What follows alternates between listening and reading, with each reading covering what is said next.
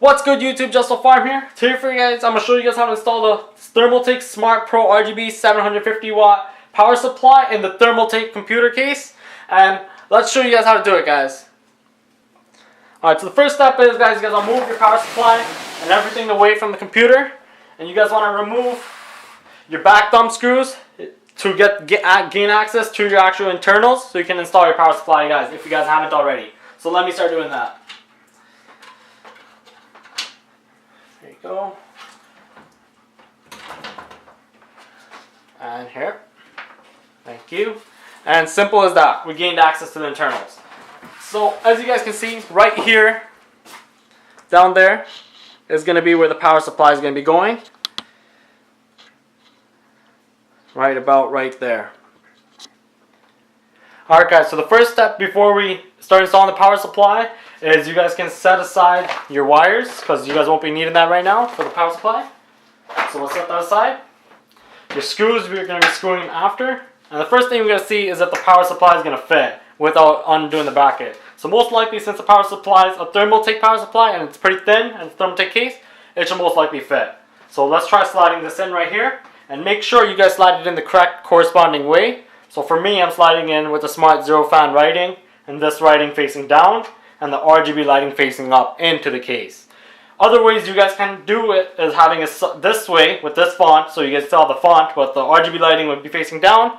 But you have a different effect of it sucking in or blowing out, depending on how you guys want to set it up for your computer build. But for me, I'm going to be having the RGB lighting facing up. So for now, let's slide it in into here.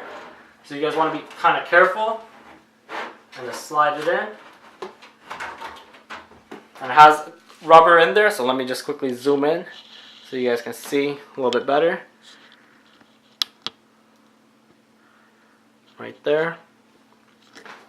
So you would just push it back all the way until it sits back there. And once you turn it back, you would see that it's sitting back there and all the screws are lined up. So you have 1, 2, 3, and 4 sitting, and you would just make sure it's sitting all the way back, and then you would install your 4 included screws in there. Alright guys, let me show you guys how to screw it in now. So pretty much you guys can pull your screws out, but before you guys pull it out, you guys make sure you guys got a nice tool to use it. I like to use this thing. And for the screw size, I believe it should be around this size of a star. So I'll set that aside. Always make sure you guys know what your screw size is. Phillips. Those are Phillips, I feel like. The small ones, tiny ones, especially like your microprocessor. If it's a processor, it's going to be small screws, you guys already know. So you guys can just check. See? Perfect fit. Put that in. And I'll get my brother to hold the power supply on the other side there. Thank you. And so now you guys want to put in your screws, like I said, 1, 2, 3, and 4. I like to put the hook ones in first. So always turn backwards, guys. Helps to prevent thread damage.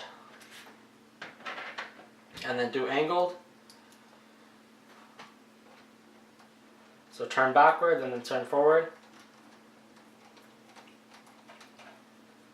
Got that one done.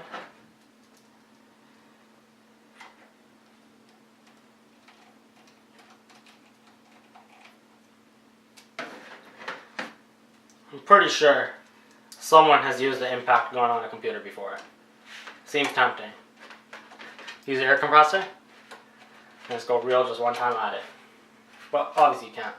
So then again, go over everything. Just tighten it just a little bit. Not too much. Snug until it's right. And that should be it, guys, to install your power supply in your computer, guys. So pretty much make sure you guys check out the next YouTube video, which will be the next part, and I'll be unboxing I believe the motherboard, and I'll be showing you guys everything else, guys. So make sure you guys check out the next series. Don't forget to comment, rate, and subscribe, guys. Take care.